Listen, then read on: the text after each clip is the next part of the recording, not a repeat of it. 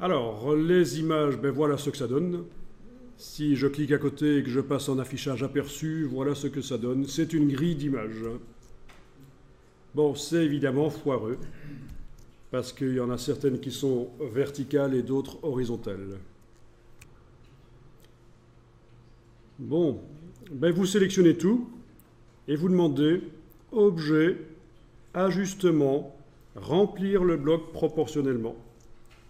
Objet, Ajustement, Remplir le bloc proportionnellement. Vous avez ça sous forme d'icône là au-dessus. Voilà. Parmi toutes les icônes d'ajustement, c'est la première, ici. Remplir le bloc proportionnellement. Mais sinon, vous allez dans le menu Objet, Ajustement, Remplir le bloc proportionnellement. C'est bien. Et donc, les images remplissent les blocs. Et ça ressemble un peu plus à quelque chose, mais bien entendu, on va faire mieux encore. Voilà. Bon, pour ce qui est de la gouttière, l'espacement entre les images, ça peut se régler au moment où on importe. Je vous montrerai qu'on peut appuyer sur certaines touches en plus pour régler ça. Sinon, ici, la première chose qui saute aux yeux, c'est que les images ne sont pas bien recadrées. Donc, si c'était une image verticale, elle dépasse par le haut et le bas. Si c'était une image horizontale, elle dépasse par la gauche et la droite. Tout ça est très logique, en fait. Il faut ajuster avec la flèche blanche. Vous cliquez sur l'image et avec la touche majuscule enfoncée, vous déplacez. Majuscule, c'est pour cadrer, pour caler le déplacement sur les axes. Donc vous lâchez le bouton à souris, puis la touche majuscule. Je récapépète. Je prends ici avec la flèche blanche l'image. J'enfonce la touche majuscule pour la caler sur les axes, le déplacement. Voilà. Je lâche le bouton à souris, puis la touche majuscule, bien sûr.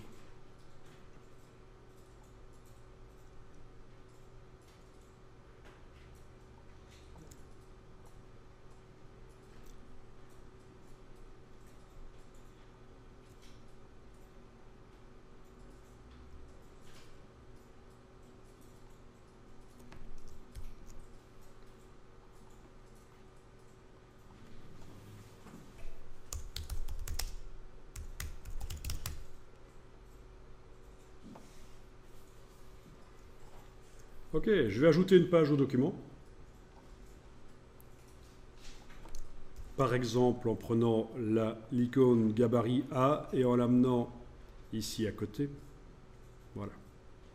Bon, c'est un document recto seulement, donc c'est normal qu'elle se mette en dessous.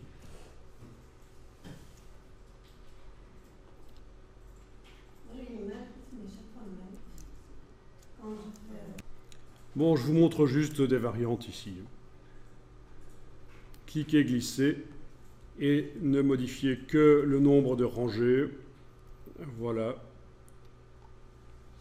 Objet, ajustement, remplir le bloc proportionnellement.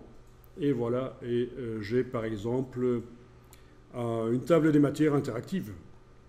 Ça pourrait être une table des matières interactive. On peut faire en sorte dans InDesign que quand je survole les images, elles changent d'aspect. Quand je clique sur elles, ça nous amène vers une page du document. Donc, ce n'est pas nécessairement des rangées verticales et horizontales. Ça peut être uniquement des horizontales, comme on le voit ici. Et il faut évidemment que les images... que ça convienne, en fait. Ce qui n'est pas vraiment le cas de ces images ici. C'est difficile d'ajuster dans un format aussi horizontal des images qui sont plutôt avec des sujets verticaux, n'est-ce pas? Mais enfin, vous avez compris que ça permet quand même d'être assez créatif rapidement. Le rythme, on utilise le rythme des blocs.